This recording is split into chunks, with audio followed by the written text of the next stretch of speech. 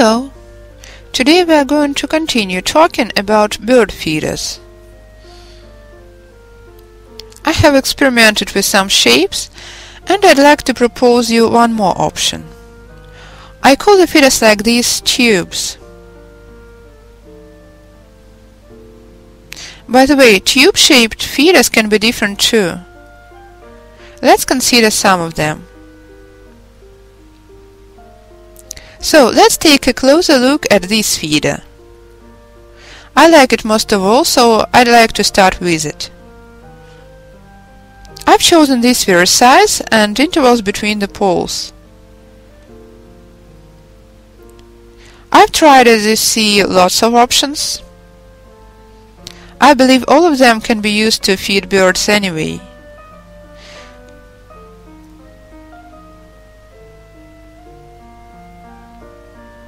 This one has appealed to me more than the previous ones. I've also tried weaving of thin tubes with short intervals. But finally I've chosen this option. First, it is multicolored, the color is similar to natural material. Secondly, I find such intervals between the poles optimal. The key attraction of this feeder is widening and then narrowing shape.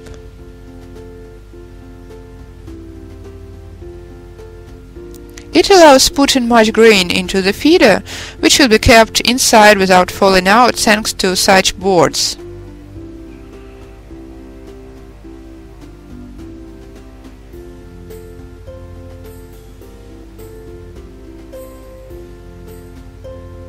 So let's start weaving.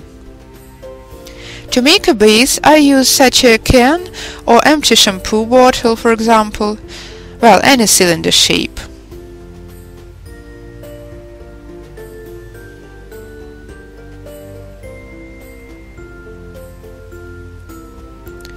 I wrap the base. In this case I've used wide stripes of thin foam and elastic bandage.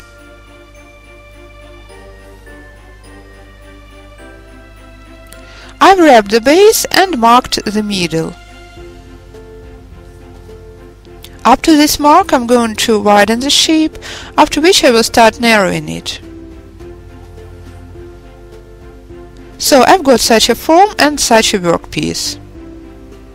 I place the base onto the workpiece, outline it and insert the tubes at the required intervals.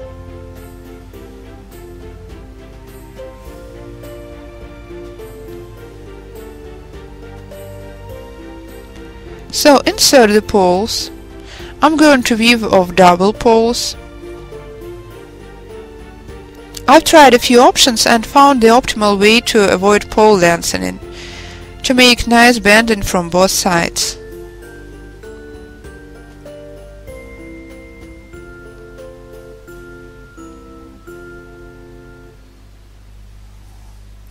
I'm using the following trick.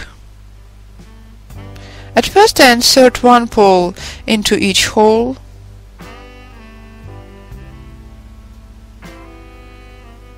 Then I place the base in the center. Take a look, please. I've placed a normal can onto the waist twisting disc, inserted the poles, after which I place the prepared base in the center.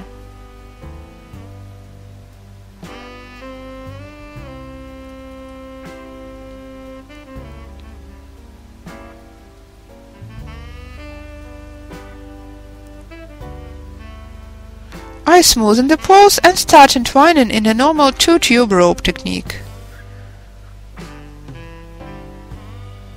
The main thing is to smoothen the form. You can pull the poles a bit tighter.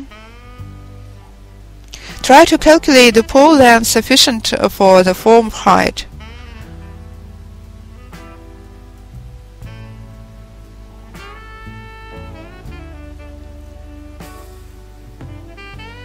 The intervals between the poles are 2 centimeters, about 1 inch.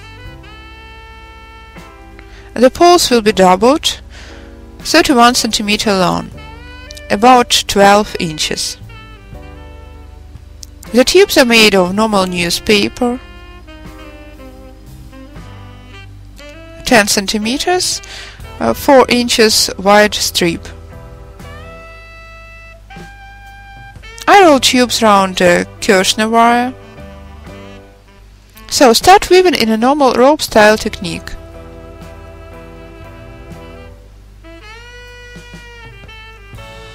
I weave the first row in a standard way.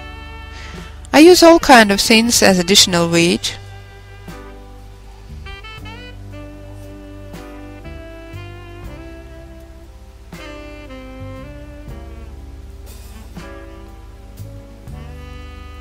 I smoothen the poles as I weave, lengthen the working tubes and continue weaving.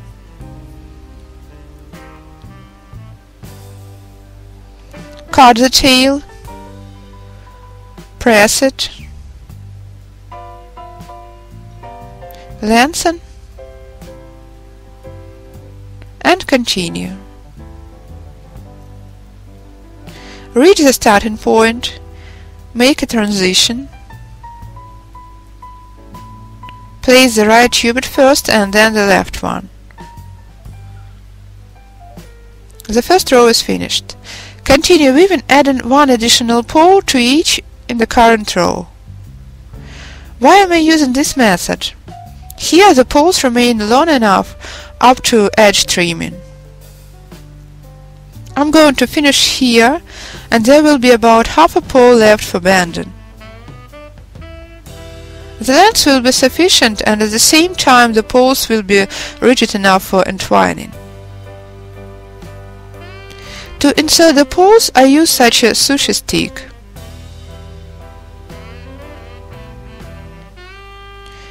It is why I like 2 cm intervals between the poles.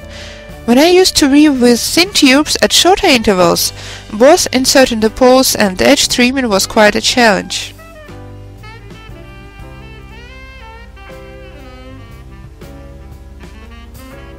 Later I've chosen my current way of weaving. The quality is no worse, while the process of weaving is much easier.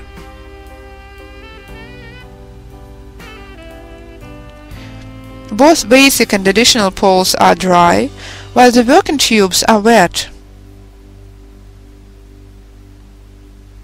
I've soaked them in water beforehand and left packed overnight with the tail sticking out. Now they are flexible enough and easier to weave with. The poles were prepared in advance and were kept dry separately. I'm going to moisten the pole tails a bit right before edge trimming. So far I'm weaving up to this level widening, after which I'm going to start narrowing, and then I will unwrap the base.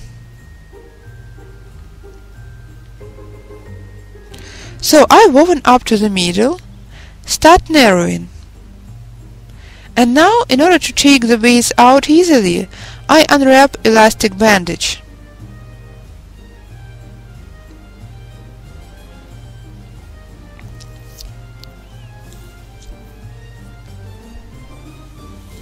Then I continue weaving up to the foam top, after which I'm going to take it out as well. There's just a little bit left. I finished weaving, tucked the tube tails in. As a result I've got such a shape of an item. The next step is moistening the poles. I soak the pole tails from both sides.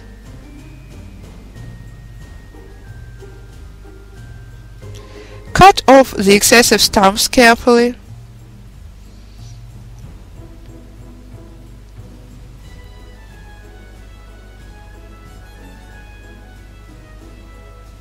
I moisten the poles sticking from both sides under running water, pack them in a plastic bag, and leave for an hour or for a night. It depends on how much time I've got. After which I trim the edge, either this or some other way.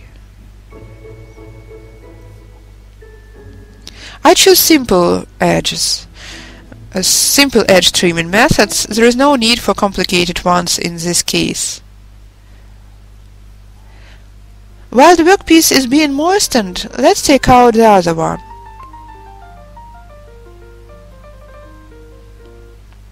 This cylinder-shaped item has been woven based on such a bucket.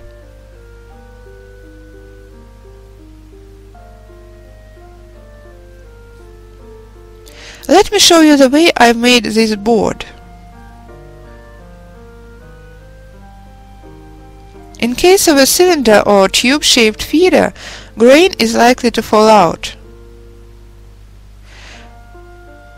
To avoid it, you have to make a kind of boards to keep the feed inside.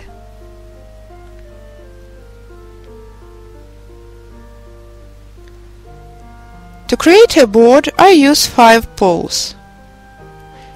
Tie the rest of poles together to prevent them from interfering.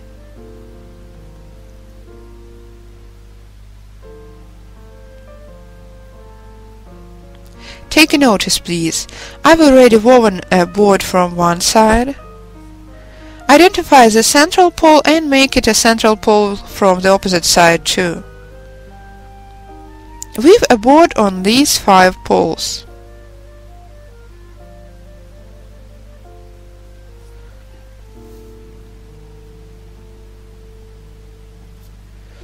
Weave in a printed cotton manner.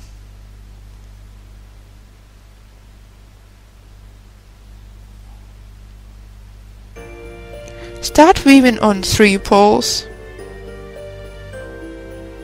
Try your best keeping the poles vertical.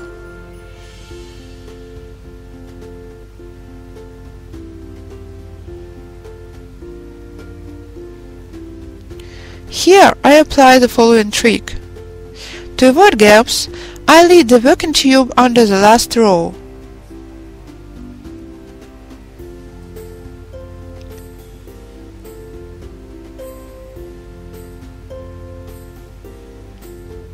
Here I lengthen the tube and continue weaving.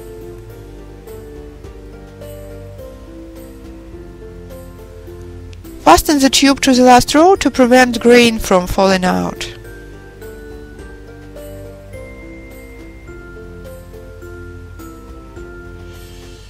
Here I'm grabbing the extreme row too.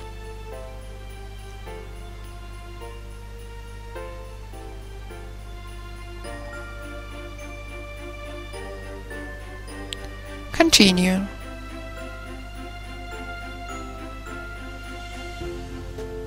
Weave 6 rows.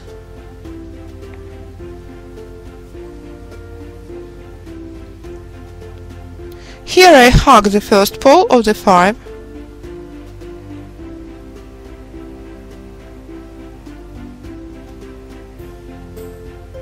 So the board is woven. Hide the working tube.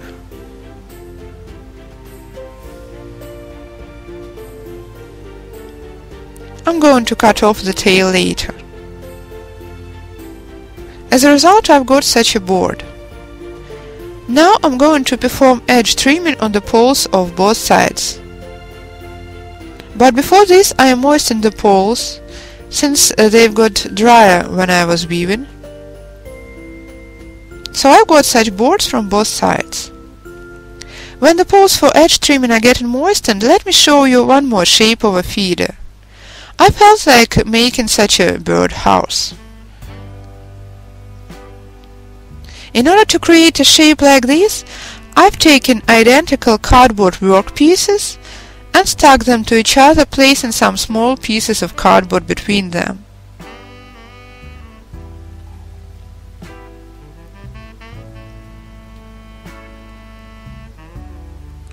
So I've got such a form. I outline it, piece holes, and in a way similar to the one I've already shown, I insert the poles and weave such a half tube. Then I leave the poles in the same very way and make boards to keep grain inside.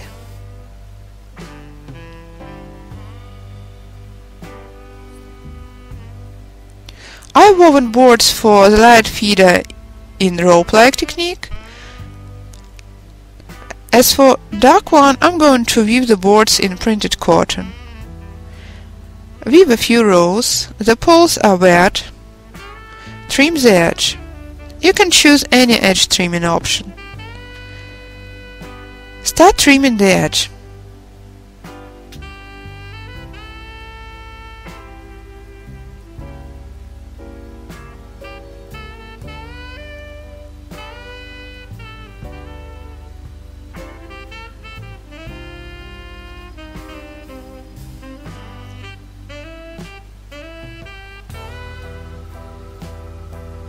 Cut, press, and continue in the same way.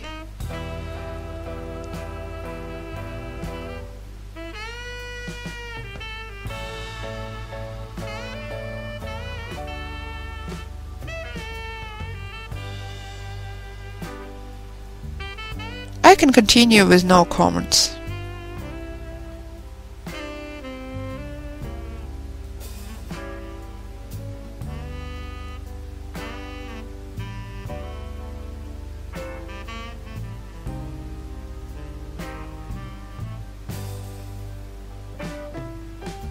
Finish edge trimming.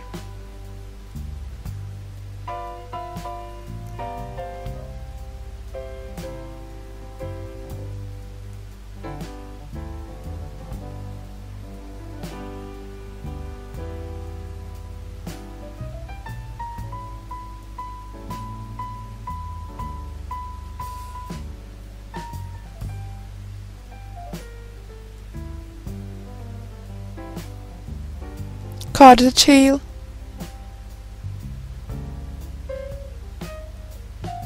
Mask the stem.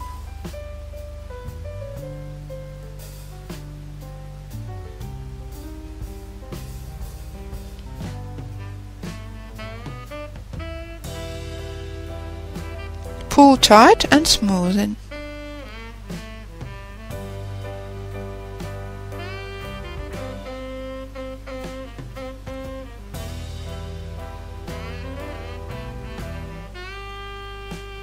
I've got such a trimmed edge. The only thing left is to paint the cracks.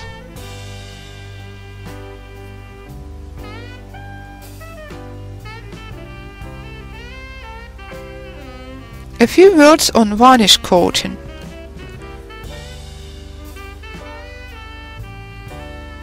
These feeders have been coated with one layer of acrylic varnish. One more layer and they are ready for hanging outside.